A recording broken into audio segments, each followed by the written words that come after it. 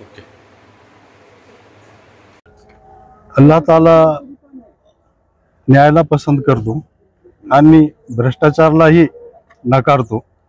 त्याप्रमाणे आम्ही जे आहे आज विभागीय आयुक्त कार्यालय औरंगाबादमध्ये महसूल कर्मचारी महाराष्ट्र राज्यामध्ये बंद पुकारलेल्या आंदोलनाला स्थगिती देऊन कर्मचाऱ्यावर महाराष्ट्र नागरी कायदा नियम प्रमाणे कारवाई करून दिनांक 15/7/24 पासून त्यांचा संप चालू आहे. तर या संपात जे सहभागी झालेले जे महाराष्ट्रातील जे कर्मचारी आहेत त्यांच्यावर कारवाई करावं असं आमचं म्हणणं आहे. आणि आम्ही जे 15/7/24 पासून राज्यात महसूल कर्मचारी यांनी बंद पुकारल्यामुळे महाराष्ट्र राज्यातील जिल्हाधिकारी कार्यालय, तहसील कार्यालय व इतर कार्यालयामध्ये संपूर्ण राज्यामध्ये जनतेचे, विद्यार्थ्यांचे आणि इतर लोकांचे अनेक कामे ठप्प पडलेली आहेत. तर हे संपामुळे हे काम ठप्प पडल्यामुळे म्हणजे लोकांचे काम न झाल्यामुळे कायदा आणि सुव्यवस्थेचा प्रश्न निर्माण होऊ शकतो असं मला असं कळत आहे. तर हे आटोक्यात आणण्यासाठी आणि शासनाने विशेष आपलं काय आपले ह्याचे वापर करून कायद्याचा वगैरे अधिकार वापर करून लवकरात लवकर या संपासाठी संप मिटवण्याचा प्रयत्न करावा. आणि महाराष्ट्र आज जर कोणाला मदत जर करायची असेल असं महाराष्ट्र शासनाला जर वाटत असेल तर प्रथम शेतकरी आपल्या भारत देशामध्ये सर्वात जास्त शेतकऱ्याच्या आत्महत्या महाराष्ट्रामध्ये झालेल्या आहेत. महाराष्ट्रामध्ये त्यातल्या त्यात मराठवाड्यामध्ये झालेल्या आहेत, मोठ्या प्रमाणात झालेल्या आहेत. तर शेतकऱ्याचे आज खूप बिकट हाल झालेले आहेत.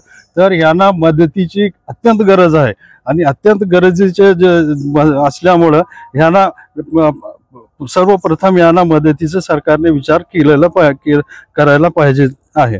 महसूल कर्मचारी कामाचा पगार मिळतो, सर्व काही हे करत, पण सर्वसामान्य जे जनता येते त्यांचे कामच लवकर होत नाहीत. आमचं एक असं 40 वर्षापासूनचा अनुभव आहे. तर त्या अनुभवामुळे हे चालू आहे. आता अनेक असे प्रकरण आहेत ते माझ्याकडे हे आहेत किंवा आता हे हायकोर्टाचे एक आहे की अतिक्रमण काढण्यासाठी महापालिका आयुक्तांना खंडपीठानं हे दिलेलं आहे, आयुक्ताला बोलावून आदेश दिले की हजर राहण्याचं आहे. तर ह्या प्रकरणामध्ये क्लिअर कट लिहिलेलं आहे की पैशामुळे हे प्रकरण झालेलं आहे. तसेच हिंगोलीमध्ये तलाठी आणि मंडळ निरीक्षक यांनी आपलं रेती आणि इतर जमिनीतील गौण खनिज जे आहे ते घेऊन गेले आणि त्याचं रेकॉर्ड बरोबर लिहिलेलं नाही, त्याच्यामध्ये घोळ असल्यामुळे त्यांना निलंबित केलेलं आहे. आणि तिसरा प्रकार असा आहे की भूमिलेख अधिकाऱ्यांना जे सरकारी जे पैसा तिजोरीमध्ये जमा होतो ते जमा न करता इतर परस्पर लावल्यामुळे त्यांच्यावर सुद्धा गुन्हा दाखल झालेला आहे. आणि हदगावमध्ये रजिस्ट्री ऑफिसमध्ये पैसे घेऊन ते काम न केल्यामुळे तक्रार झाले, त्यांच्यावर सुद्धा कारवाई झालेली आहे. तसेच हे कर्मचारी जे आहेत आपल्या औरंगाबाद जिल्ह्यामधील वैजापूर तालुक्यामध्ये जे गरिबासाठी जे राशन मिळतो ते राशन जे आहे गरिबाला तिथं अनेक गरीब असे आहेत त्यांना की राशन मिळालेलं नाही. ते राशन जे आहे सरकारी नोकरीवर असलेल्या लोकांनी त्या राशनाचा फायदा घेतलेले आहेत.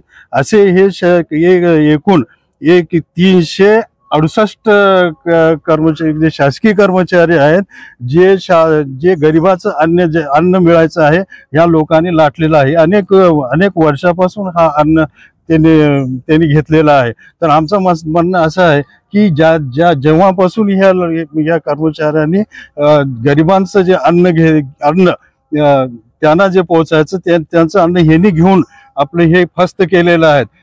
त्यांचं ते बाजार भावाप्रमाणे त्यांच्याकडून वसुली करून घेऊन आणि त्याच्यावर दंड लावून ते वसुली करून सरकारी तिजोरीमध्ये हे पैसे जमा करण्यात यावं असं आमचं म्हणणं. आणखी हे